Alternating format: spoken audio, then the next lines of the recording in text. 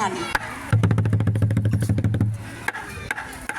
Tari Pagelu adalah tari sukacita yang biasa dipentaskan pada upacara adat di Toraja, Sulawesi Selatan. Tarian ini memiliki sifat yang riang gembira.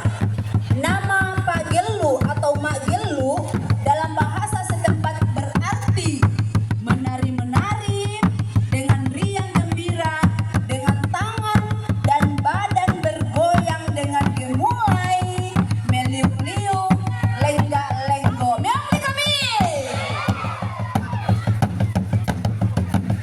Dalam perkembangannya, tarian ini masih terus dilestarikan dan dikembangkan oleh beberapa sanggar yang ada di Sulawesi Selatan.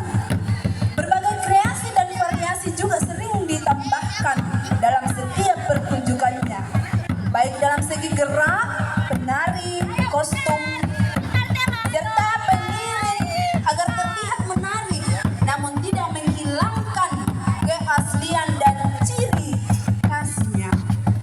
Tari Pagelu ini masih sering ditampilkan di berbagai acara adat seperti pernikahan adat, penyambutan tamu penting, pesta rakyat, acara adat, dan pengucapan syukur yang seperti kita lakukan pada malam hari ini. Selain itu, tarian ini juga sering